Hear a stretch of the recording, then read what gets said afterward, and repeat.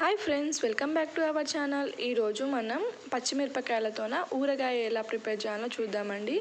So ఇది అన్నంలోకి, వేడివేడి అన్నంలోకి పెట్టుకొని తింటే చాలా టేస్టీగా ఉంటుంది. సో ఈ రెసిపీ మీరు కూడా ట్రై చేయండి. సో ఇప్పుడు మనం ఇలా పచ్చిమిరపకాయలను చిన్నవి తీసుకోవాలండి. చాలా చిన్నవి మిరపకాయలను తీసుకొని ఇలా మధ్యలో కాటు పెట్టుకోవాలి.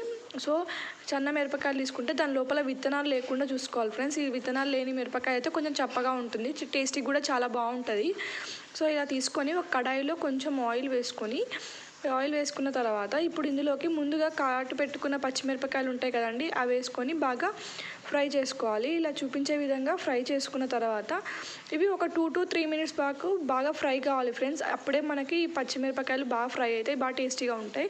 తర్వాత ఒక జార్ తీసుకొని అందులోకి మనం జీలకర్రను వేసుకోవాలి. ఇలా జీలకర్ర కచ్చపచ్చగా దంచిన తర్వాత తగినంత ఉప్పు వేసుకొని మళ్ళీ ఒకసారి ఈ రెండింటిని బాగా పొడిలా చేసుకోవాలి. సో ఇప్పుడు ఈ పొడిని మనం ముందుగా వేయించుకున్న పచ్చిమిరపకాయలోకి వేసుకొని మళ్ళీ వన్స్ మనం ఒకసారి ఈ రెండింటిని కొంచెం ఫ్రై చేసుకోవాలి. అప్పుడు ఈ మిరపకాయకి మనం కాట్లు పెట్టినాం కదండి, ఆ మధ్యలోకి మొత్తం ఈ మిశ్రమం కలిసి బాగా టేస్టీగా ఉంటాయి. సో ఇప్పుడు మనం పుట్నాల పప్పుని తీసుకొని పౌడర్ చేసుకోవాలి. పుట్నాలు మిక్సీలో వేసుకొని ఇలా పౌడర్ చేసుకున్న మిశ్రమంని కూడా అందులోకి వేసుకొని బాగా కలుపుకోవాలి. సో ఫైనల్గా మనకు పచ్చిమిరపకాయ ఊరగాయ రెడీ. Like and subscribe.